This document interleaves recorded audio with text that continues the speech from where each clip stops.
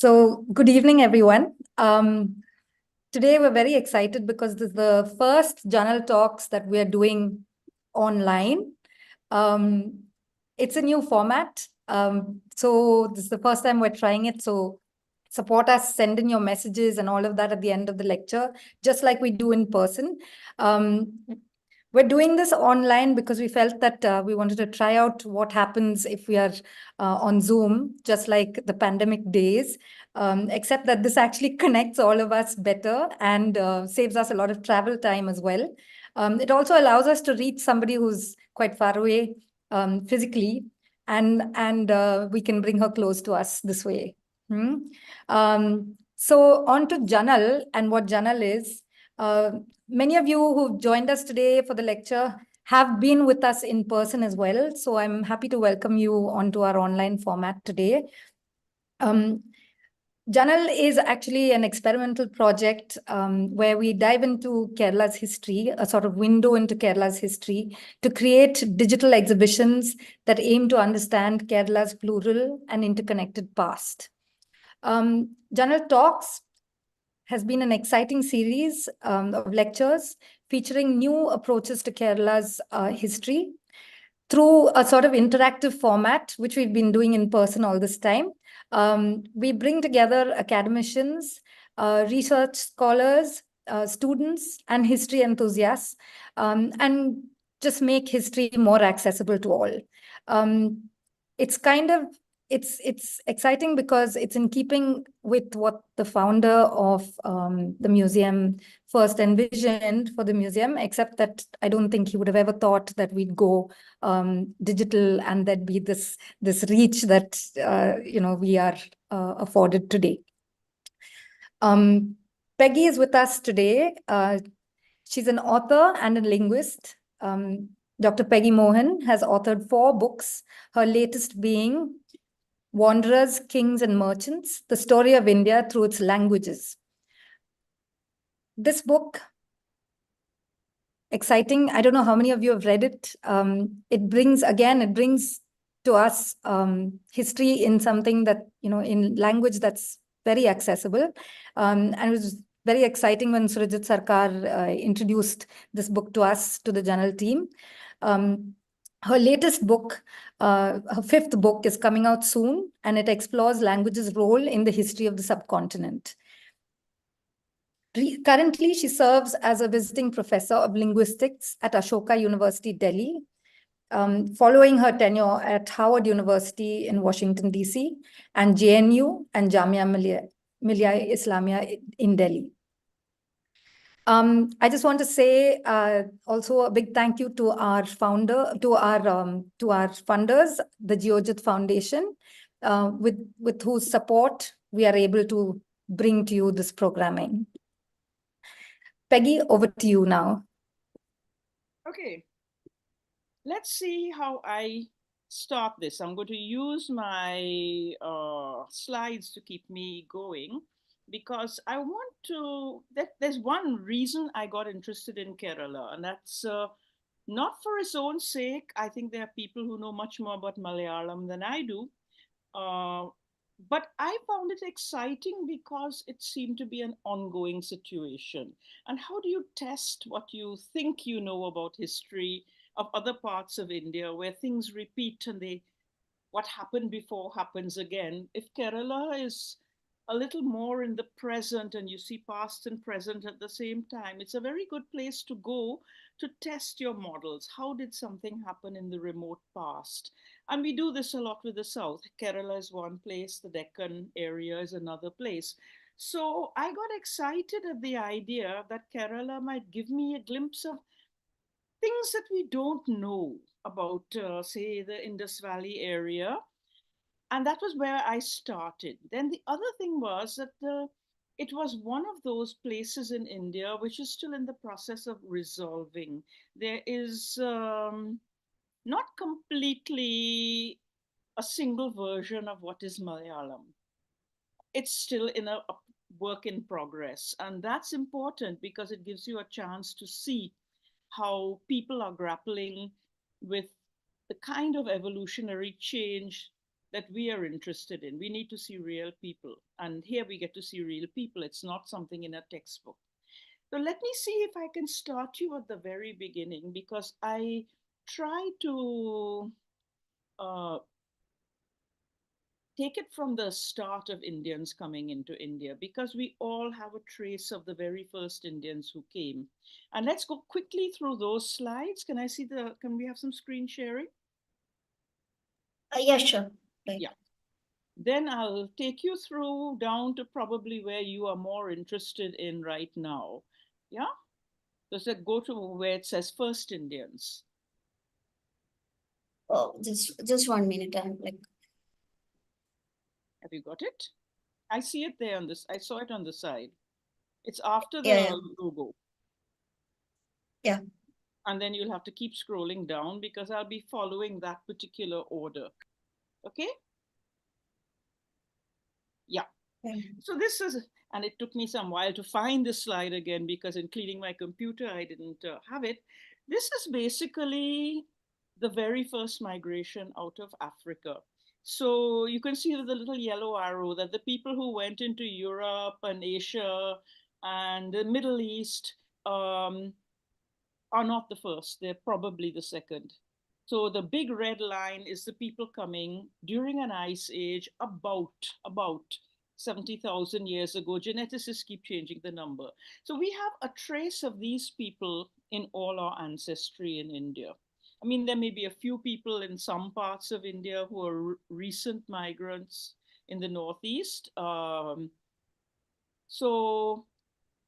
other than that, there is something in our at least maternal line which goes back to these people. And that's very important, because the maternal line tends to be what sets the grammar and sounds to some extent for all our languages. The idea that whenever somebody says that Malayalam is an agglutinative language, which is to say endings stacked on to basic words, that is a feature of first Indian languages, which has been so from the time they left Africa throughout the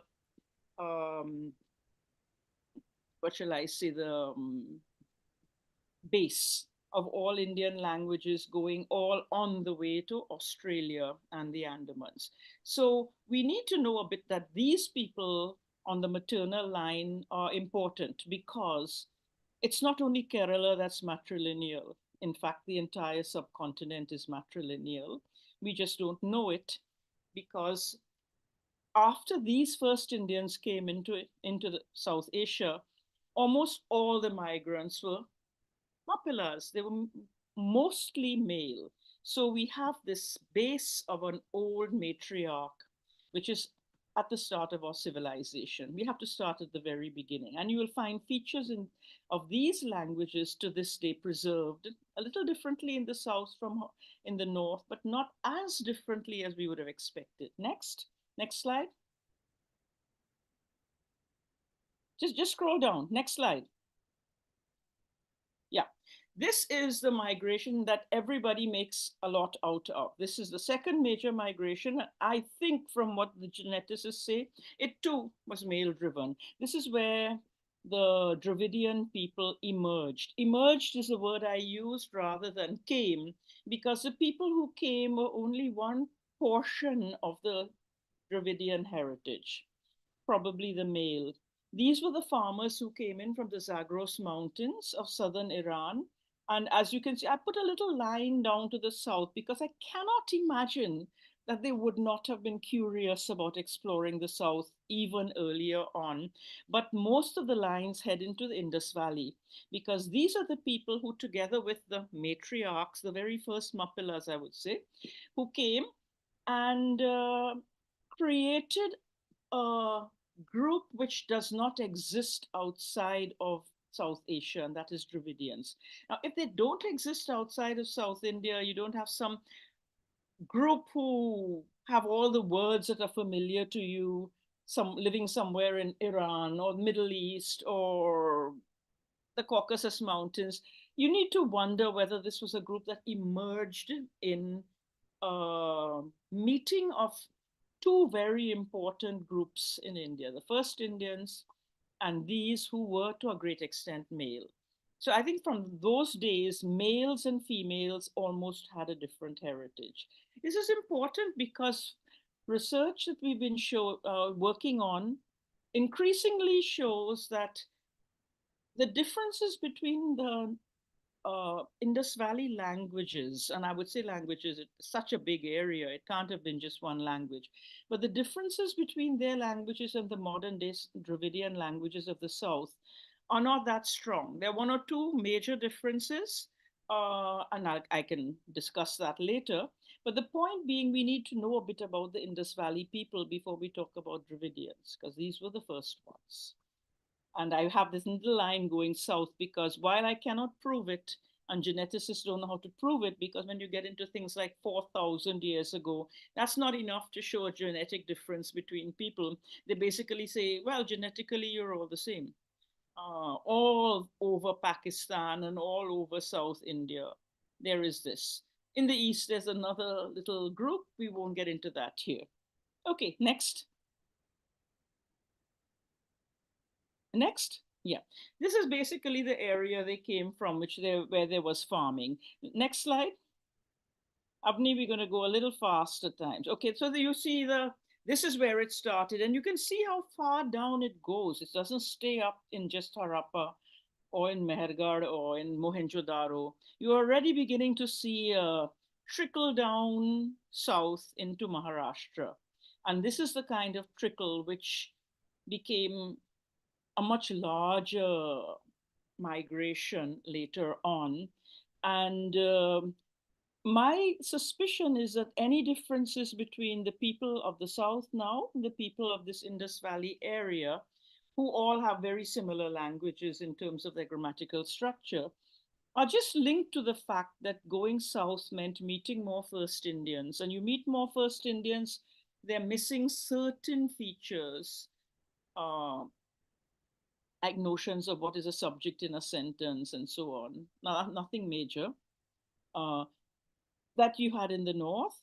And you begin to see a difference between North and South somewhere. I think of the whole settlement of India, be it Dravidian, be it the steppe people, as like a lava flow inward, which as it cools, it settles. And you have this whole area, which is where we are excited about today, which is somewhere halfway between where the green ends and the bottom, where there's like an arc of contact. And we begin to see a bit of history captured where people don't speak in the same way. People have problems with each other's languages, and you get a sense of that's perhaps where the Indus Valley influence or the Indus Valley bulk of the people somewhat end. Let's see the next one. Next slide, yeah. Okay, as I said, I like to look at Kerala because Kerala is one place where there are a large number of migrations, and they all have this feature of them that the ones that have been recorded in living history tend to be male driven. We know about the Nambudris, who basically were a male migration. They may have had some women, but very few. We know about the Muslims. We know about the Christians. I don't know. We don't have the information. Jews, but by and large, even when we don't have the information, the mere fact that you talk of them as Mappilas means that you expect that it's most likely that migrants who come as explorers are going to be male. Women don't tend to get up and go places.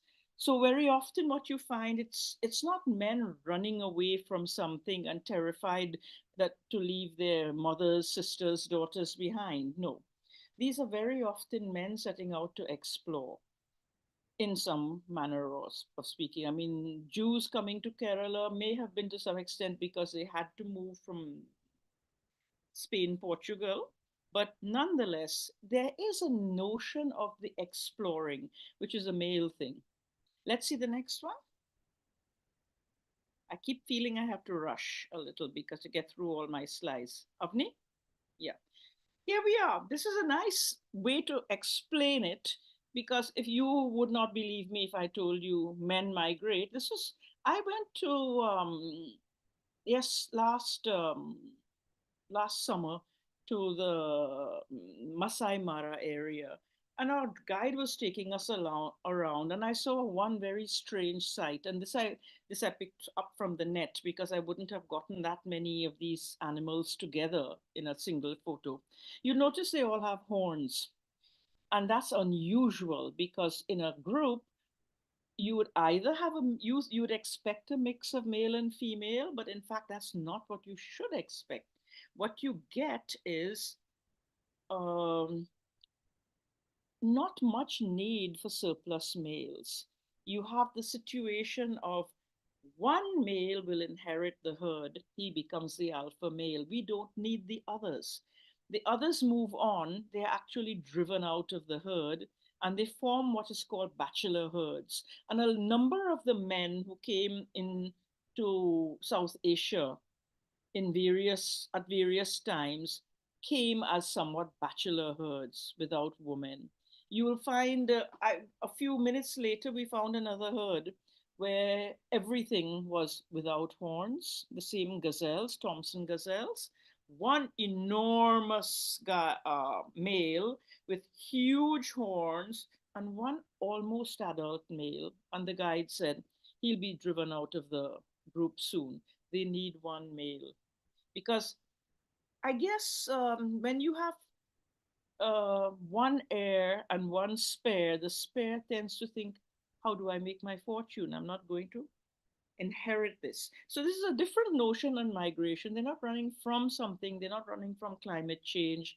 They basically are young men in a situation of plenty, wishing to move on to colonize, settle new lands. And that is unfortunately the story of a lot of our history, and India. India, in any case, has been, ever since the very beginning, the most densely populated place on earth. Even Africa, where people came from, was never that densely settled. But India has always been. It's a place people came to, not went from. Next slide. Yeah. So what I'm saying that what would it have taken? Now let's get to us outside of the Indus Valley, right? Why did they go south? In my opinion, they didn't need, I mean, we believe that the cities deurbanized, that the civilization fell, probably climate change, probably something going wrong over hundreds of years, but people didn't leave. There were a lot of the little people remained there, and to this day test on genetic tests as being a large proportion Dravidian in the north, in the whole Pakistan area, and all the way into the Hindi belt and south into Maharashtra. So they stayed behind, but somebody went. And we're imagining, I'm trying to imagine two young men. Think of two young men in their late teens or early 20s moving south. They're not moving south because they have to go. They're curious. They're going on a journey.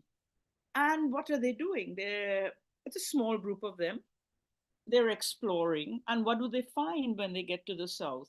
They find people who are not yet farmers. And when you're not yet a farmer, there is quite a lot of surplus land. There's a lower population density, and there's land available, which is not the case in the Indus Valley. Not only is the land no longer easily available because it's all owned, farmers own land, they are beginning to have problems with the climate, and they really want to reduce their population. Slowly they're coming to that idea.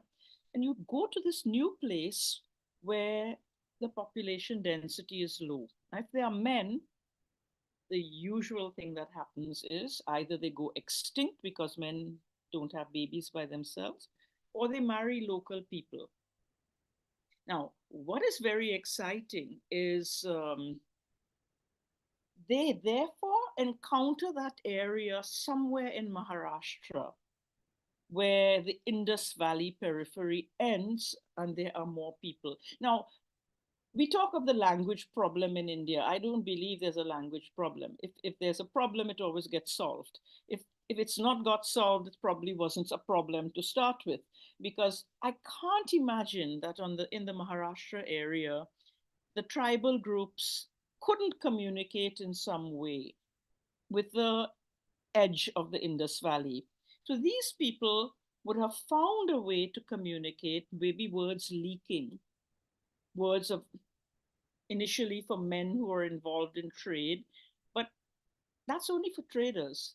What happens when you actually marry? You cross there, you want to settle, you marry, and then you suddenly start having again a repeat of what happened all over India. Men coming in, bringing vocabulary, certain new ideas, and women who have the basic notion on what a language should be. Into that picture, slot all the new words, maybe gradually, and you begin to get new languages, which are the Indus Valley words based on the notion of grammar, notion of sound that was there on the first people of the South. Now, it might not have been very different because, after all, most of the people in India were first Indians. Their languages would not have been the same, the words would not have been the same, but the notions of grammar would have been pretty good, pretty close. So I'm imagining that there wasn't a major problem heading south. Now, so they would have somehow gotten along. So this is, we're talking of the settlement of the South.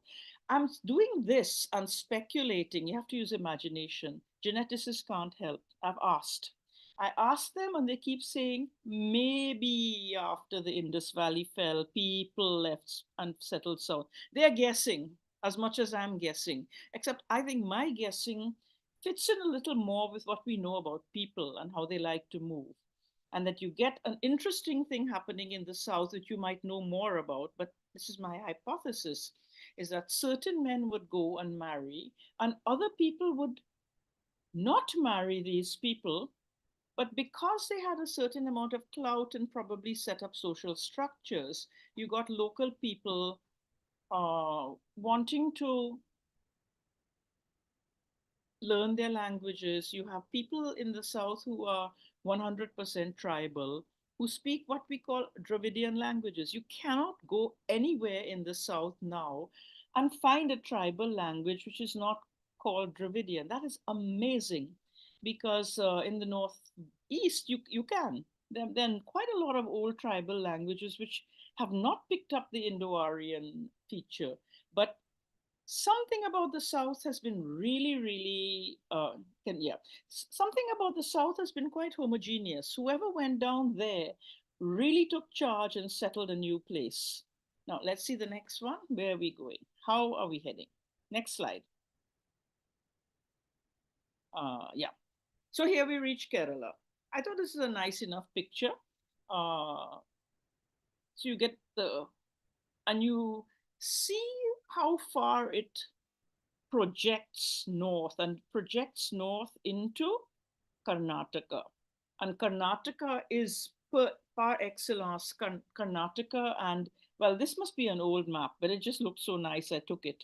But the entire two in the north of Kerala are normally regarded as the Arc of Contact, the bottom of Maharashtra, the top of Karnataka, where the south meets the north, and where we begin to see characteristic features in the language. And so we're looking at how does Kerala participate in this interesting arc? Well, in many ways. It has many different ways of doing this. Can I see the next one? Next slide. Yeah. So we go through Maharashtra. Maharashtra would not have been a unified state. It's not as though they said, we are going through Maharashtra and then this is a whole fluid area. The idea of the Deccan, much of Maharashtra would simply have been called the Deccan. Maharashtra is in many ways almost south. So you find, as you said, the first port of call outside the IVC, before you get to proper south, you get the place where the features have begun to show up in the language in an even larger amount is Maharashtra. So as I say, I like the idea of a volcano that erupts somewhere in the Indus Valley and spewing south as the rocks cool, you get this kind of place which is the bedrock is changing, the rocks below your feet are changing, and but it ends somewhere. Somewhere it ends, and in an uneven fashion, you know, here's where the South begins. And how South meaning not the Dravidians who crossed that boundary and headed south became people who spoke the languages of the Dravidian languages of the south. But somewhere where that lava flow cools, we have the edge of the Indus Valley periphery, which is why we all hang together. I think those of you who have heard North Indian languages like Hindi, Marathi, Punjabi, Gujarati, know that the past tense is absolutely weird. We have to turn things around. You can't say, I ate food. It has to be by me food eaten. That's totally unlike anything in the South. It's unlike Karnataka. It's unlike the whole Telangana, Deccan area. The south of Maharashtra doesn't have it either. This, to me, in a grammatical sense, is where the south ends. You can have gender. So, Dakhini has gender, uh, but it doesn't have this. You don't say "by me food eaten." It's "I ate food." That is a single feature, and it's not very much when you come to think of it. It may be hard for you to understand that North Indians, there's a gender agreement with a verb, and sentences turn around in the past sense and all of that. But to me, difficult as it is, it's a wonderful way of putting a line on a map and showing that once you have crossed this area, you change because your children are mixed with the kind of people who don't regard this as important, and they their past tenses have the same subjects as that. That's a very uh, good way of putting it. So you can see that while there would be the same Dravidian genes in the people of the Indus Valley area and its periphery and the people of the South, what probably happened, and this is the model I would use, is that we imagine that the first people to head south were not huge families of mothers, grandmothers, small children who are desperately clinging on to memories of the Indus Valley and looking to build houses like they built in the Indus Valley. No, you don't actually have that feeling that they replicated that kind of architecture. We have to look at archaeological digs and so to see that, oh yes, there's something in the metallurgy looks familiar. This may have come from there. But it is as though they basically woke up one fine day and said, we're in a new place. We're going to build a new civilization. And they absolutely did, because they actually took over the entire land mass. And to me, as a linguist, as I said, if there's not a single tribal language to be found that doesn't class as Dravidian, that is an astonishing job. They basically must have offered something in terms of organization, right? So let's see. Let's go on from there, and I want to keep up a normal pace, and so that you can also ask me questions. Okay, next. Next slide. Yeah. Okay, I basically tinkered with this. You get a sense of, now, besides the first Dravidians coming in from the north, there were others. Kerala is a land of migrants, but then maybe many other places are too. It's just that it's easier to see in Kerala. Two places where we love to study because it's so easy to see the past, Bengal and Kerala. And we do know about an 8th century migration. We're getting into recorded history time, where the Nambudris came. I have a line here. I don't know where it actually traces to. I've been erasing this map. We do have a sense that these were Brahmins who came from somewhere. Probably not the South, but if it's 8th century, there's no way Sanskrit was anybody's mother tongue. It wasn't anymore. Interesting thing about the Nambudris is we know so little about their origins. It would be nice to do a genetic test, and I'm sure it would be very easy to do because you just need to trace a male descent line. That would be fun. I've suggested it to geneticists. I don't know whether they think it's too small a group, but there would be a lovely, easy result. The point being that people have come and they've done one very important thing we see again and again and again in Kerala. They came with one high language, which is Sanskrit, and one other vernacular that they must have been speaking, which is probably some 8th century language. And that 8th century language is lost. We only have the Sanskrit that they kept, and we believe they spoke it. No, nobody in the 8th century is speaking Sanskrit. Here's another pattern we see of people coming who throw away one language and keep the more important one. Similarly,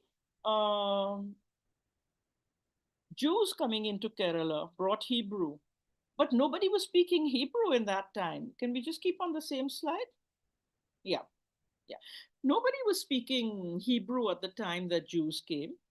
They were, if given where they came from, they probably spoke a language called Ladino, which is a Jewish dialect of Spain and Portugal. But there's no trace of it. And again, another group has taken a language and thrown it away and kept the literary high language of religion. Syrian Christians have kept Syriac. I don't think at the time that they came, people were speaking in classic Syriac. They were probably speaking Aramaic.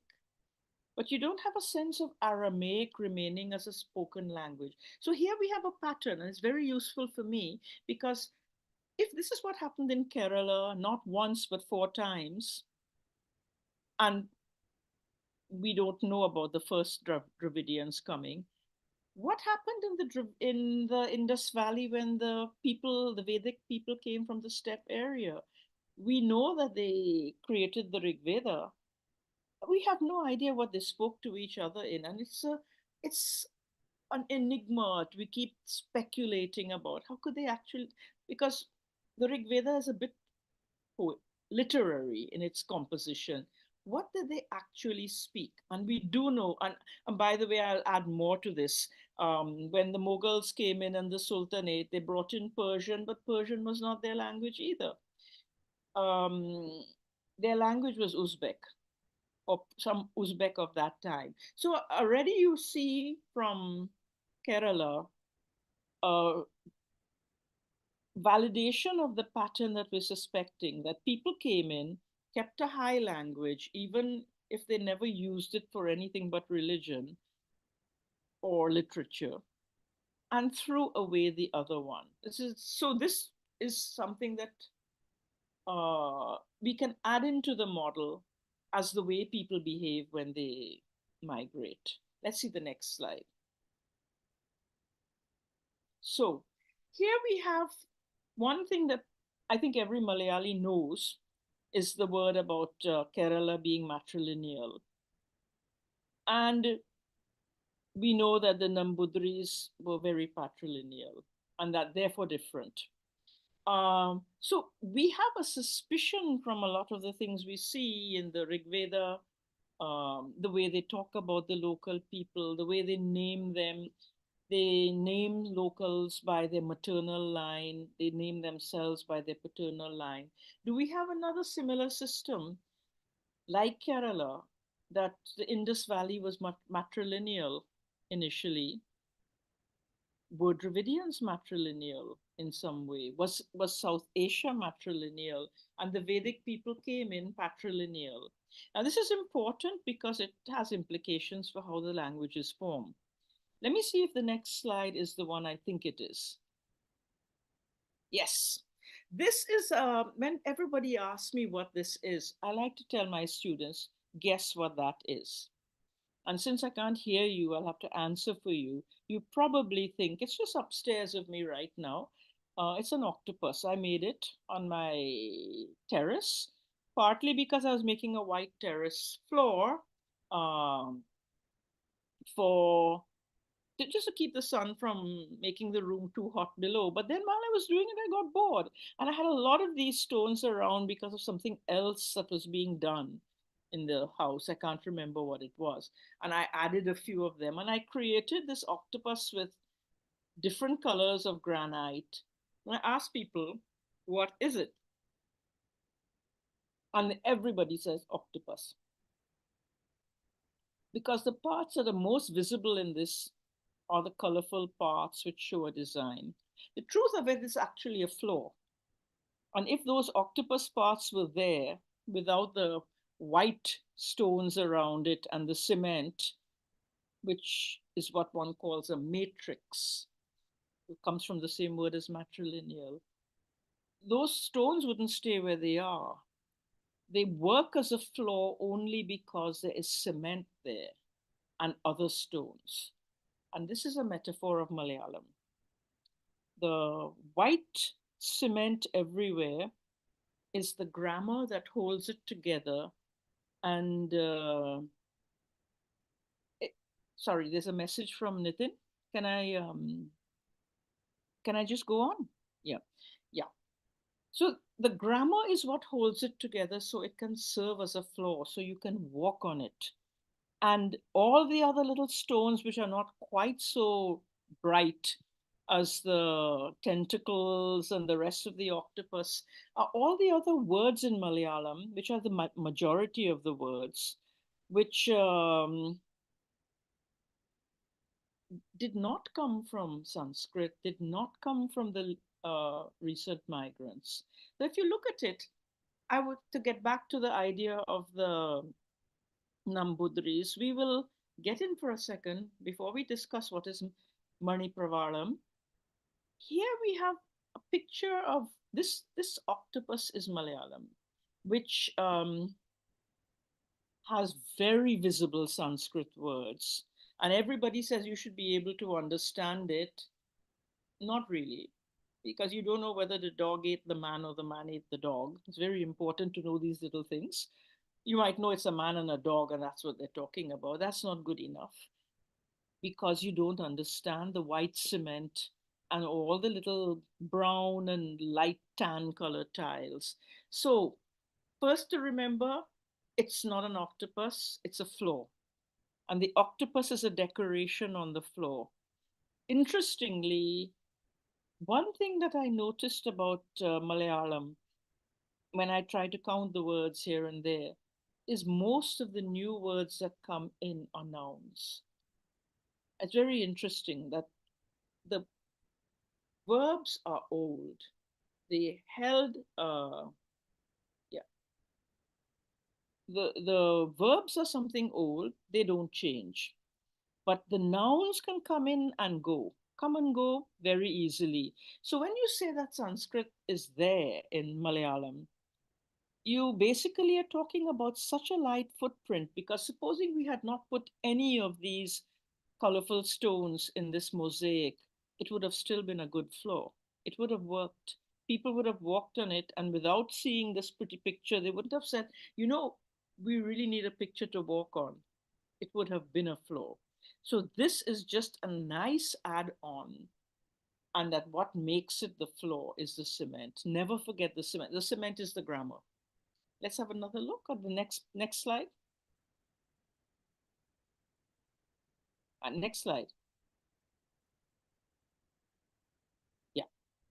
So one of the questions I wanted to ask when I looked at Kerala is, if it's a good metaphor of what happened in the Indus Valley when the Vedic people came in there, we had Nambudris coming into Kerala with the Rig Veda. In fact, it's entirely possible that by the time they came, they were the only people who had the Rig Veda, and that it actually was by then unique to at least that part of India, the Mangalore coast and Kerala.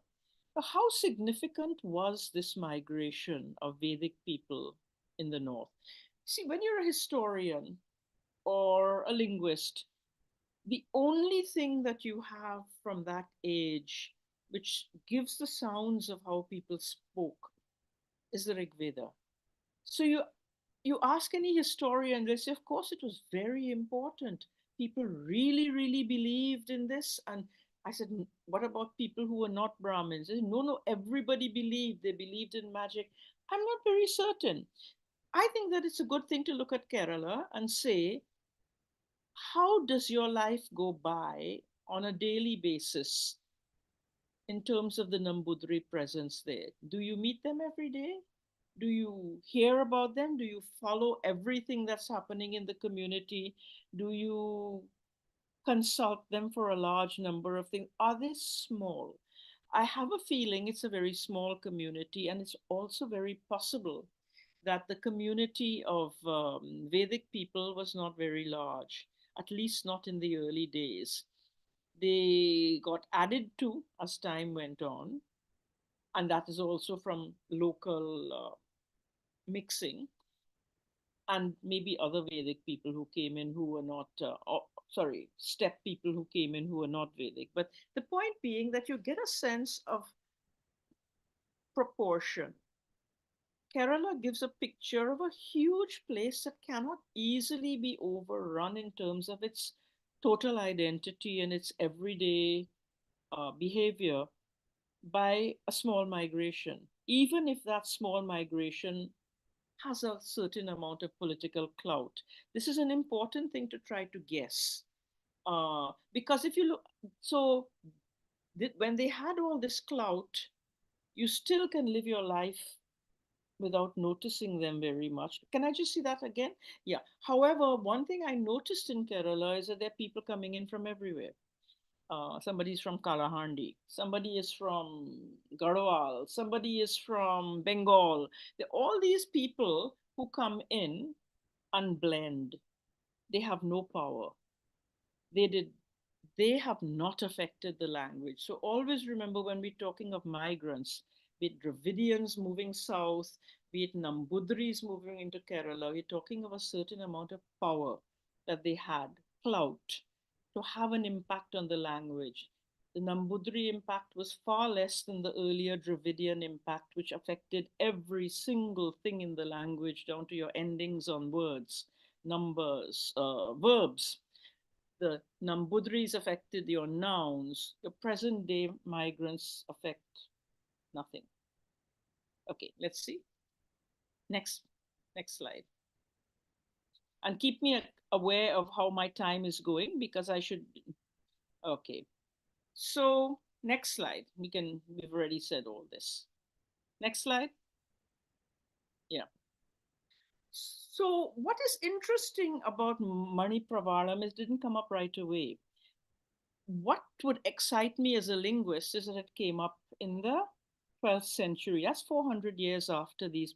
There's always like a second wind. The people who came into the Indus Valley were busy fighting each other and killing each other, killing the locals, and then they settled down 700 years later. And yes, 400 years later, something happens in Kerala, and not just in Kerala. Something about the 12th century is very important in all of South Asia in terms of language change. We find all the North Indian languages going all the way into Bengali, Assamese, all the Punjabi, Sindhi, Hindi, Marathi, Gujarati, all of these begin to emerge.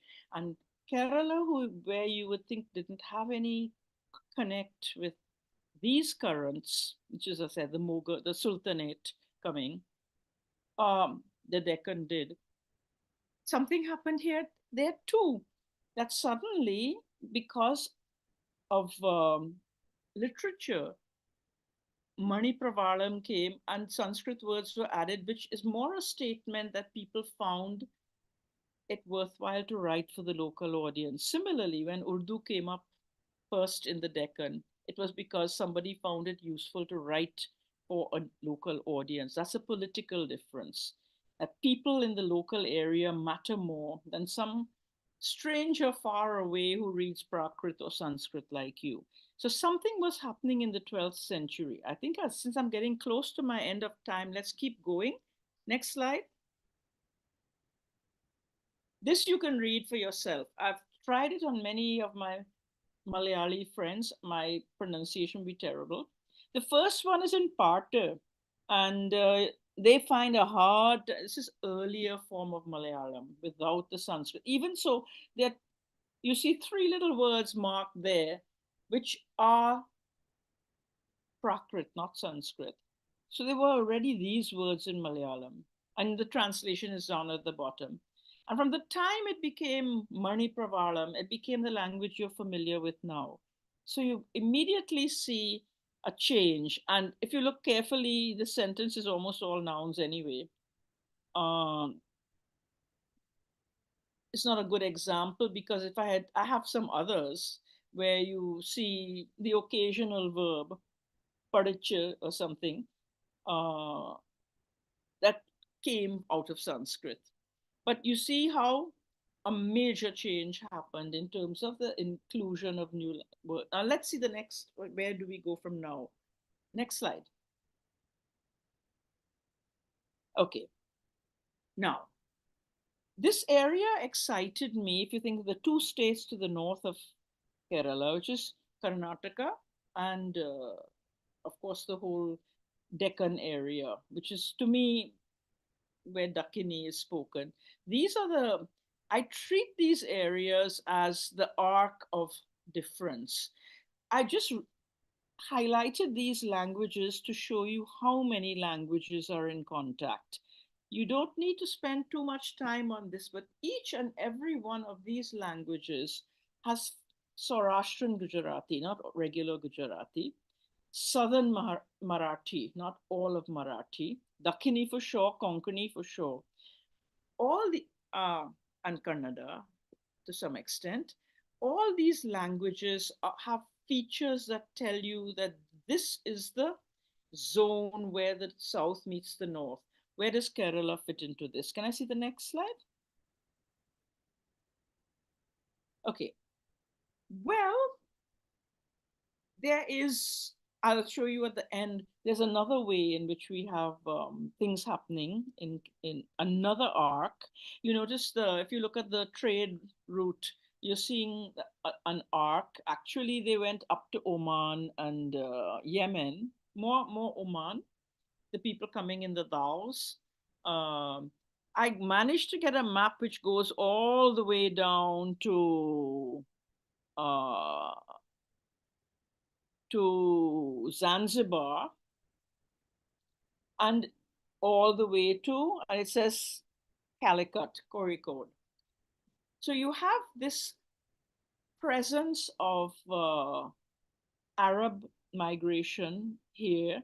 And what you see in the north of Kerala, and you see all the way on the East African coast, is again the same Mappila thing.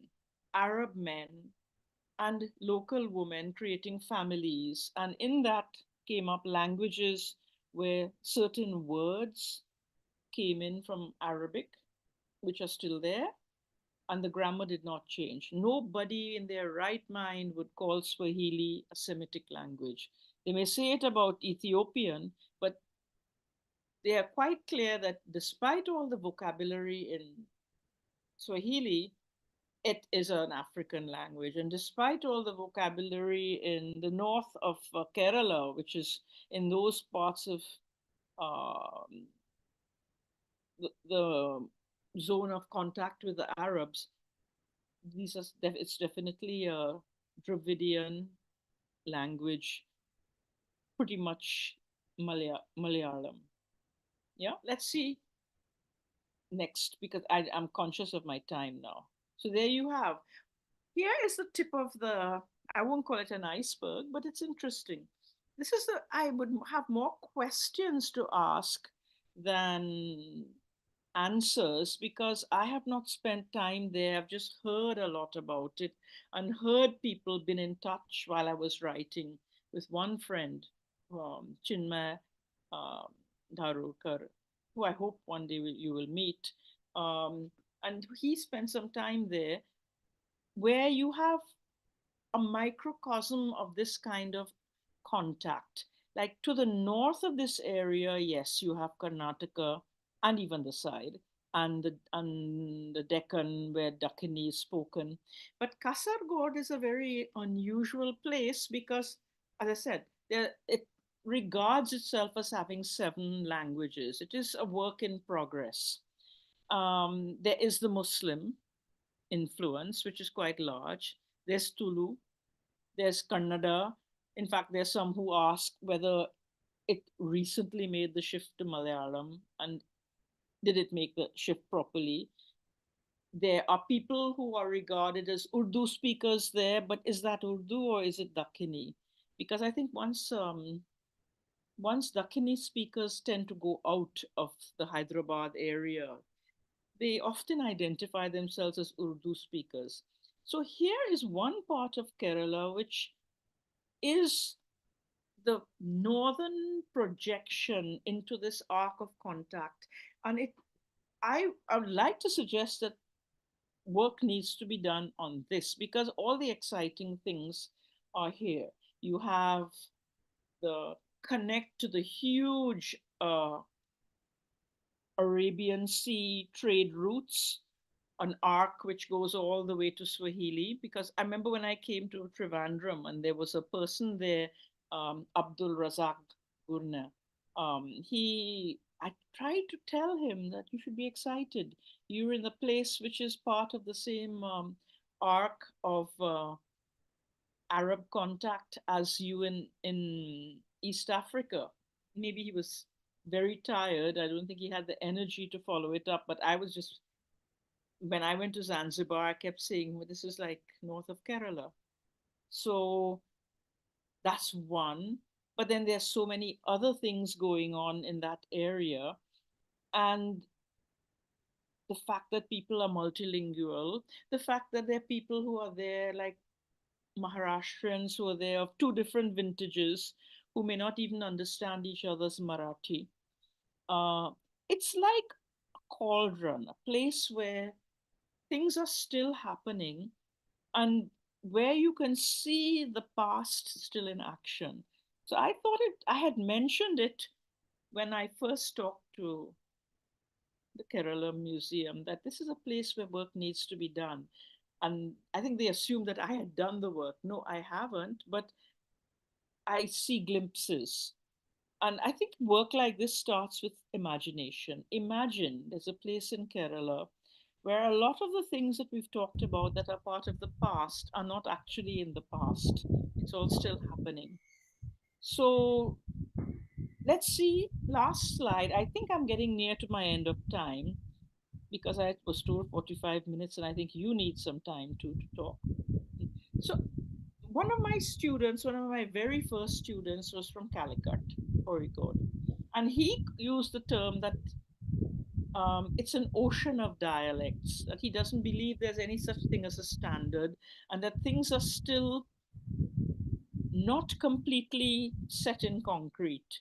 You know, maybe those, the little octopus is actually moving. That the octopus that I talked of as being a metaphor of Kerala. But that in fact, what we see is that there's so much that has not completely settled. The schooling system will do some of that, where people still speak differently, and that doesn't appear to be a problem. It's a good glimpse into how things change, how things evolved. And I would like to think that this is a start. It's an idea that I'm floating, that there are places in Kerala, and that is one of them, where one should look at it to see if you can get a glimpse of how history happened. Because until you go in with some sort of an expectation, it'll all just flow over your head. Yes, yes, yes, they speak many languages. Yes, there are many kinds of people. But yes, but what does it mean? What is it doing? And that's what I found it, that this is getting me back to what made me look at Kerala at all. It's a daunting place to look. I'm not from Kerala. I don't know enough. But I just have so many questions, and the questions are what lead me on. And I hope that somebody else will be able to go in and find answers to all these things. Okay? I think we can stop the screen sharing and you tell me when you want to questions, if you want to do questions, if there are. I hope I've given you a whole prehistory and present day and seen through the eyes of a linguist, because linguists tend, I'm like a dog. A dog can go about everywhere and perceive the world through smell. And a linguist perceives the whole world through language and language change, and how do you do your past sentences, and how do you do your relative clauses. Yeah, it's different. These are little things that tell us where the South meets the North. And that's where the entire fusion process is still going on. Thank you, Peggy. We are ready to take questions now. If you'd like to post your questions in the chat, there are some who've already come in to me, and I can begin by reading out a couple of those.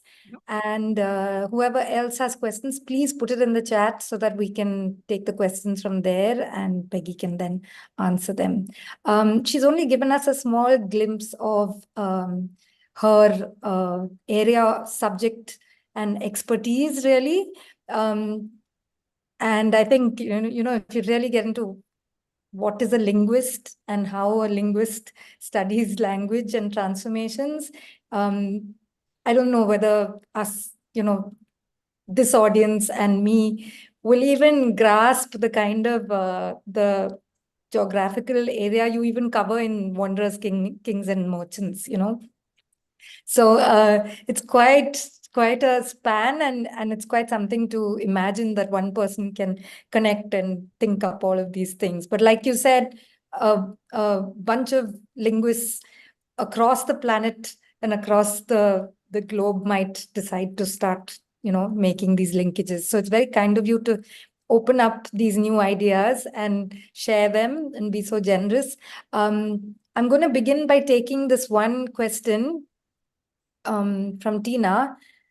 Why do historians and linguists say that languages emerge in the 10th or the 12th century, 10th to the 12th century? How can we be sure that it did not happen before that? We don't know what was happening before that. But there are two answers to that. And I'm glad you asked me now, because a few weeks ago, we came to our answer. And a few weeks in talking with my students and in the books we were reading together, I imagined that things were in gestation for a very long time, and it was a gradual process. Just as imagine that if in Kerala you're picking up Sanskrit words, but it's only affecting the nouns. We have noticed in tribal languages of the north, for example, there's certain grammatical markers that don't come on the numbers 1, 2, and 3. But once you go beyond that, they're using Indo-Aryan markers. So they have a process of slowly incorporating these things into the language. So how do we know what was happening before that? We are forced to go by what's the written record. And nobody was writing. If they were writing at all, they were writing in Sanskrit and Prakrits. But the ordinary little people weren't writing. And or if they were not writing epics, they were not writing poetry, they were not writing prayers. They were writing stock lists, they were writing legal documents. Ashoka was writing edicts. He was not even trying to do, and that is in Prakrit. That basically, once you get into the 12th century writing, outside of Kerala is a different story. Once you get into the 12th century, two things happen.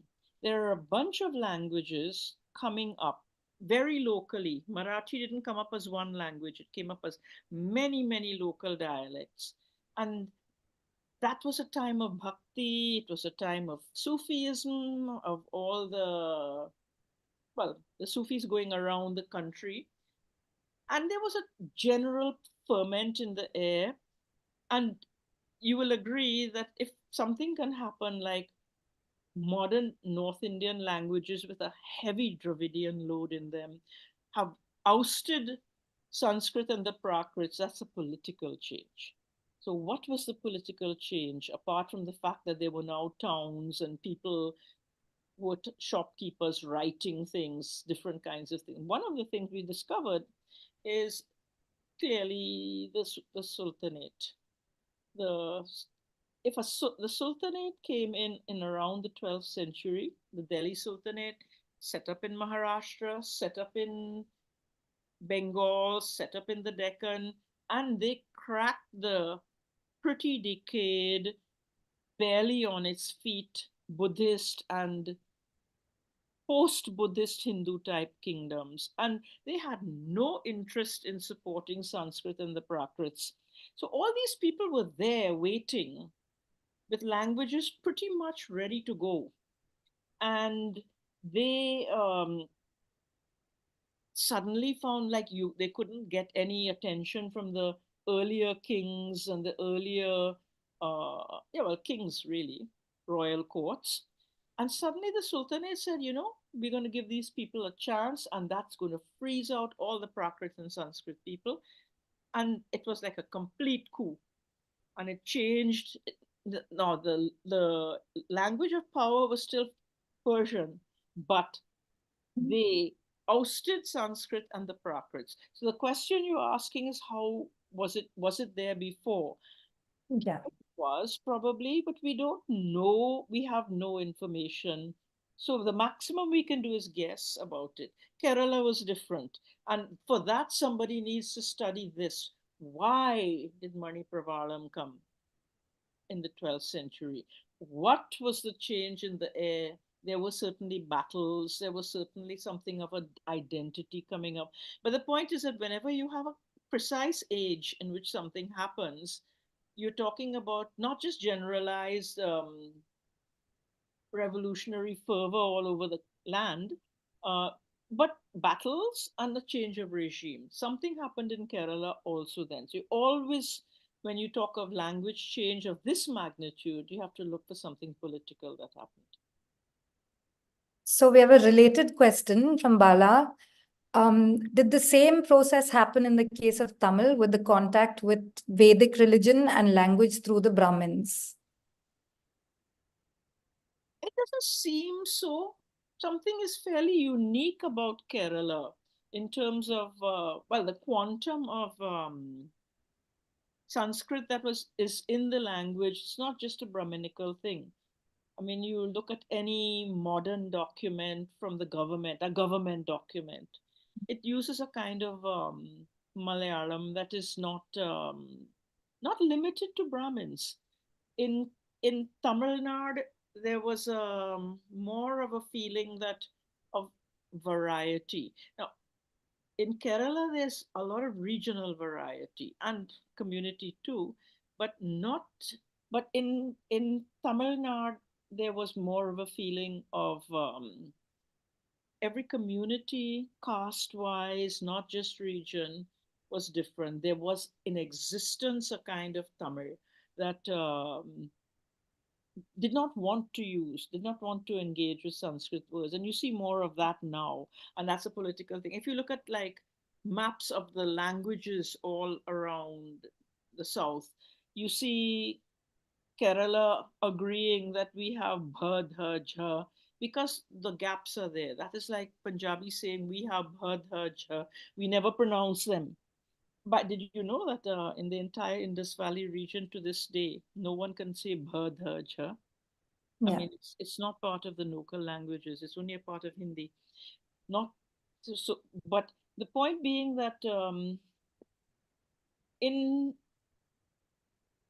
Kerala, I think Karnataka, in the areas that speaks Telugu, there is an acceptance that there are certain things from Sanskrit that are there, but that we don't pronounce anymore. Tamil has said no, we don't have it. So, and this is political too. It's just quite possible that if there weren't these zones that came up, which was somewhat fenced off from each other. That's the other thing that the 12th century did. It created something called Kerala. It created something called the Tamil area. Maybe the Deccan was not yet fully resolved, but Maharashtra was not fully resolved. But it created zones where there was a political impetus that we will do things in this way. So Kerala had a different set of influences from Tamil Nadu. And Tamil Nadu used a lot more of Prakrit than Sanskrit in its general borrowings, whereas in Kerala, it's there, but I mean, it's way overshadowed by the Sanskrit. Okay, thank you, Bala. The next question is, how do we know the Nambudris came with two languages? Could you say more? Which are the other places that were matrilineal? Okay, why did I know they came with two languages? Because nobody spoke Sanskrit as a mother tongue in the 8th century. They simply could not have. They would have spoken an Upper Brahmish, or they would have possibly, by the 8th century, is close enough to the 10th century, 12th century, they could have even been, if they were from Maharashtra, they could have been speaking some form of Marathi, early Marathi. We don't know where they were from. But the point is, nobody had a mother tongue that was Sanskrit then. Even the Brahmins, even in the time of Kalidasa, we know from the kind of Sanskrit they wrote that way back 2000 years ago, 2500 years ago, Brahmins had something else that they spoke, and then they slipped into Sanskrit for their work, which is why they had this impetus to simplify Sanskrit. They only simplified it because they found it difficult. They only found it difficult because it was not like the other languages they spoke. They were basically trying desperately to make their verbs like Dravidian verbs. And they managed to some extent in later Sanskrit. Now, that is a dead giveaway that they weren't speaking Sanskrit when they went home. And they definitely never were with the women folk. There had always been this different, and within a family, if the women are speaking something different, like Prakrits, and the children until the age of 5, it's a very, very simple. And at the same time, another thing we don't know, and I would dearly love to know, we just don't have any idea in the North anymore, is how long did the Indus Valley languages themselves last? I would like to imagine that if we put a date around 10th or 12th century when the modern languages came up and ousted the Prakrits, that the languages that were at their base would have been around till almost then. I cannot imagine that they vanished. They had to be there in some pockets, at least until the 5th century or so. So not only was there local Upper Brahmishas or the beginnings of modern languages, there may even have been little remnants of the old Indus Valley languages then. But the point is, Sanskrit wasn't it. Nobody, not even the most educated literary Brahmin was living his life in Sanskrit. He was finding it irritating. Okay, hi everyone. If you want to turn your videos on, please do. Thank you, Bala, for turning yours on, and Nina.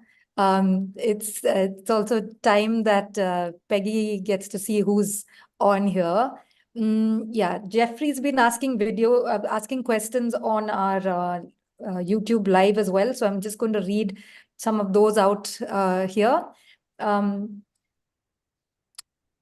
movies that revolve around Kasargod have a unique appeal, if for nothing else, to hear their flavor of language, their unique flavor of language. Are there specific leads or places in Kasargod of interest? I wouldn't know enough. I think that there's something that you people have to do. And I'm imagining you're a young person. Yeah, Jeffrey, this is your job now. And not only that, I mean, the person I talked to, Chinmay, he actually spent his time there seeing films. looking at these films and getting used to the language. So clearly, you hit something very good. Because and even my students, when I ask them your homework, you go back for this week, and some are back in their parts of India. And they say, can we take things off the of films? So I said, yeah, sure. Their homework is field work, and so what is made into films in Kasaragod counts as field work to some people. You cannot go out and get that amount of stuff so easily. However, always remember one important thing about films, films or drama. I was told by a Sanskrit professor about Kalidas's Shakuntala. He said, don't think he went out there and did linguistic surveys of how women talk. He is making it up. He just took Sanskrit and put what is essentially a Malayalam accent on it, and yes, Shakuntala. And perhaps you are giving a lot of importance to what one guy thinks somebody outside his community speak. Can you imagine? That's not as far-fetched as you would think.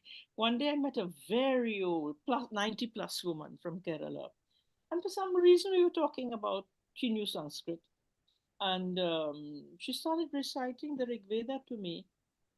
And I said, I have met Shakuntala. That's all they did. That was what Prakrit was, somebody speaking Sanskrit with a Malayalam accent.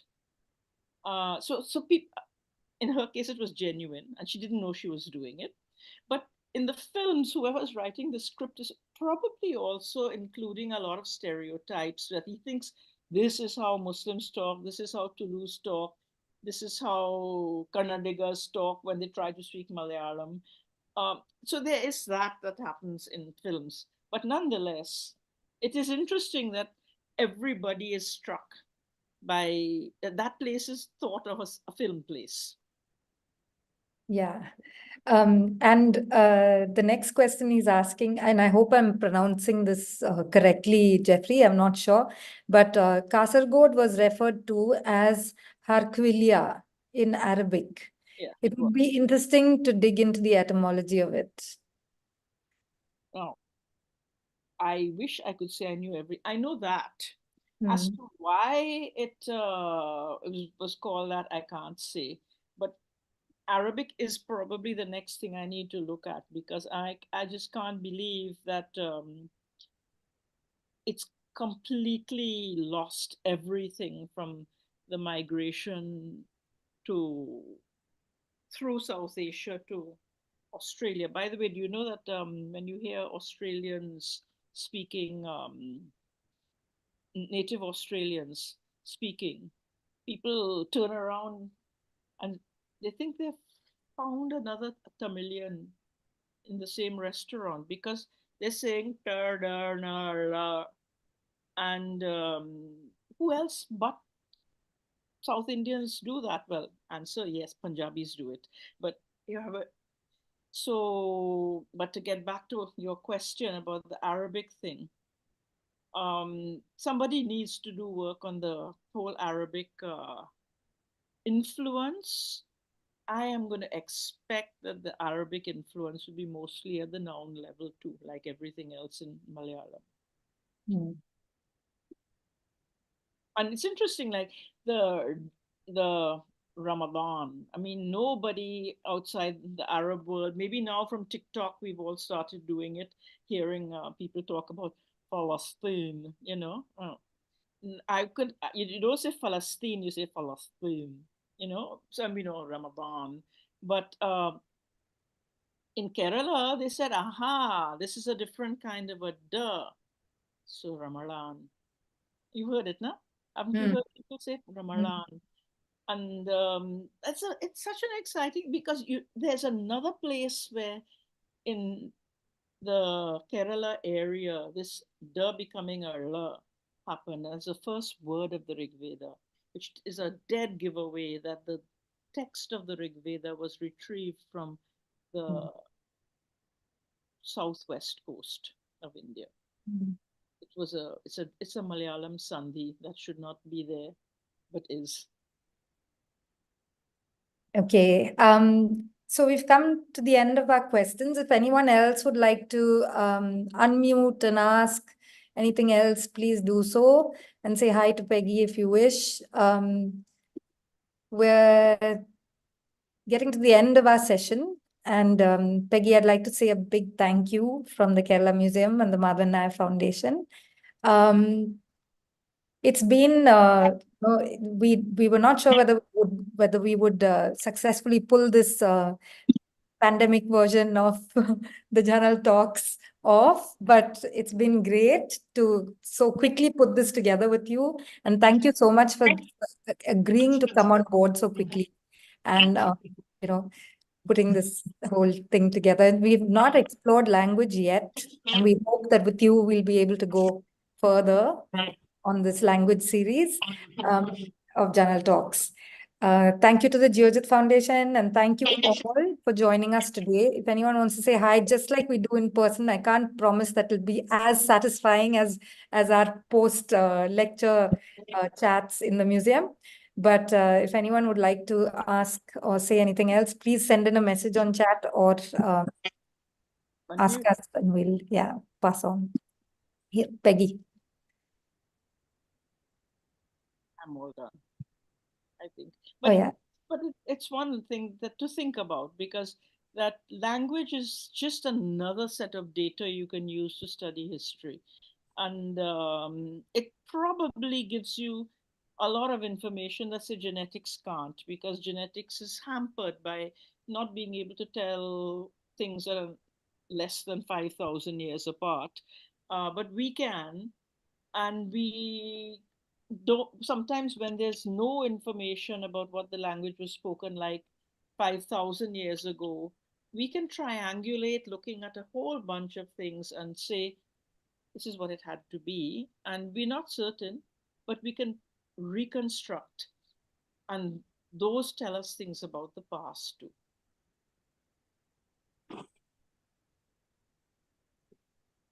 Those of you who haven't read the book, and I know Sangeeta was saying it's on her book wish list, so please read the book, and then we're looking forward to Peggy's next one. We still yeah. Bala? Yeah. Yeah, because if I start typing, I think it'll take too long. So I just wanted to ask Peggy a question. In the recent meeting about 10 years ago, there were some excavations at a place called Pattanam, which is about 10 kilometers, 20 kilometers to the north of Kochi, where the fabled port of Muziris is supposed to have been located. And many hundreds of thousands of potsherds and fragments of Roman pottery and various other things have been uncovered. And this was done by the Archaeological Survey of India and the Kerala Council for Historical Research. There is a bit of controversy about it. I know that there are historians have fallen into various camps, which is also very typical of academia. These kind of things happen. Now, the curious thing, the question which I have is, this is before the advent of the Nambudris into Kerala. And so the language at that time was probably not Malayalam, because Malayalam didn't exist in that form at that time.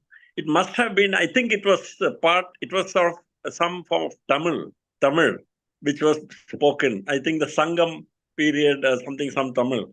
And you had these expat communities of Arab traders, Chinese traders, and Jewish traders, and even Roman people may have been trading there at that time. So, wouldn't that be a very, very fascinating kind of like a laboratory case, if you could get evidence about how language must have been brewed in that very interesting cocktail? I'm sure you can. The question is, how would you do it? Like, roughly what era would this be? Sorry, from what little I've read, they say it is from 300 before Christian era to 200, or 200 before Christian era to 300 Christian era. It's definitely the Dravidian age because once Yeah. you are more, you're past the 4,000-year mark, we're talking of Dravidian settlement, or 3,000. You're well into that time. Um, how would you do this? You know what you have to minus from the language. How I did it, and it's coming out in my next book, in the Indus Valley, is you take a bunch of related languages around, which for some reason, like in the North, we know all languages have changed in the 12th century, and all the Dravidian things have resurfaced. So we'll compare all of them, and including some unexpected tribal ones, and you get a picture of what might have been there. But if you don't have enough input, you can't reconstruct. All you're doing is minusing, minus the Sanskrit words. Will you get something as incredibly different as what we were able to get? Like when I looked at all the things that were not Sanskrit in the northern languages, uh, that's it's looking like pretty much a Dravidian relative. So, but yours is a much finer little story because the language then would have been, there would have been some literature around. There would have even been documents. They don't have to be epics. There could have been definitely land records, or if people wrote, and I'm sure they did, you would have something from that. You have to think, where are you getting your data? We just have the amazing good luck that something happened in the 12th century and our languages changed in a different direction. Like in Kerala, you got Sanskrit. In our case, we erased Sanskrit at that time. So we were able to get a glimpse of the past from the present. I know that there are other kinds of Malayalam which are not Hindu. Like you read what old Jewish Malayalis wrote. It's very pre-Sanskrit. So, you might find quite, and there's enough diversity in the society among literate people that you're sure to get something that you could use to kind of create a road back. There were many people who had no incentive to write in Sanskrit, and they were writing at the same time as the Nambudris. So you have to find that. And it's probably not going to be what you would call literature. It'll probably be very legalistic or very prosaic documents, but it helps. People write, why do they write? They write because they need a list. These kinds of things tend to be the first writing. Okay, thank you, Peggy. Thanks, Bala. Aditi, may I have a- Yes, please. Yeah. I can't see your video. Yeah, because I've not been allowed to switch on. Okay, that's fine. Please go ahead. Yeah.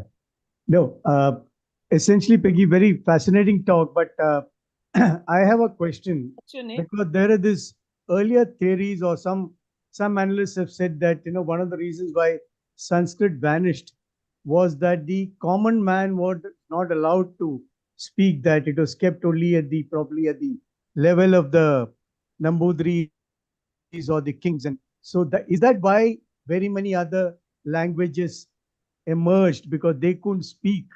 They were not allowed to speak Sanskrit. This is some theories have been there on that aspect. So that is one thing that looks at it. And of course, they claim Tamil is an equally old language. So how much of influence did it have in Malayalam, even if it existed all those years ago? Okay, first thing about Sanskrit is quite early, it was not being used as a mother tongue. It was not a first language. It was something boys learned when they, either Brahmin boys, and not girls even, learned when they were becoming educated. So from the time that something is not a mother tongue, it's in deep distress. It's only going to be useful if it gives you political power, or if it gives you some kind of power through religion over politics. Like even the Nambudris, if they did not have power over the Nayars, they would have just been sitting quietly reciting in their earlums, and it would have no effect on anybody. It has to have a link to politics, right? As to Tamil. The problem always is, where do you draw your line? Where does it start? And how much of the variety do you want to put in the same basket? And also the other question is, even if Malayalam was at one time a bit more like Tamil, it's okay. It doesn't bother me. Why? You shouldn't feel, I mean, language is split. I mean, the people who went to to New Guinea and lived in the highlands, isolated for about 60,000 years from the rest of the world, they still managed to split up into 800 languages with no influence from anybody else. People do that, and it's political. So if Malayalam came up at some point, it is to do with politics and kingship and some ability to define the region, which goes beyond linguistic. I always say that language is just a mirror. You don't change the way you look by changing the mirror. The reality is in the politics of the region. That's why I keep looking. Everything I see in the history of Malayalam is what was happening, and like what was happening to the Buddhists. Why did they want to write epics for local people? They weren't writing it before. Why did ghazals come up in Urdu? Obviously there was some discontent with Aurangzeb. So this is the kind of thing you have to look at. Otherwise, why do it? I mean, I can say I'm going to write something in my village dialect. I sometimes do play around with songs and so, but you would do it if suddenly that became a vehicle for making some kind of a political statement. Yeah, and even the songs are political. Thank you. So- Thank you. Thank you, Admiral Muralidharan. That was on the questions. We have a message from Sarah who says, "Thank you, Peggy ma'am. Very interesting. You have dispelled many myths." Oh, And then I think we'll wind up the session because we're already an hour and a half into the talk, and our limit is usually an hour and a half. So we'll end with Jeffrey Matthews, as usual, not here in person and not on Zoom either, but on YouTube Live. And he says, "Thank you for such a great talk, Peggy. Just a comment, the octopus floor analogy is very interesting. And it seems like the youth have weaved fashionable contemporary English words into Malayalam grammar, yes. thus moving away from the promotion of Shuddha Malayalam or pure Malayalam to a Sanskrit-free English-Malayalam fusion language." Expected. Yes. The octopus is moving. Yes. So that's a good one to end on. Thank you, Jeffrey. Thank you for joining us on YouTube also. Thank you, everyone. I think we'll wind up today. Peggy will be in touch with you. We usually present the speaker with a token gift, but now we'll have to do that by post, which is exciting also, I suppose, getting something in mail. But yeah, so good night, everyone. Have a great weekend. Good night. See you all. Bye.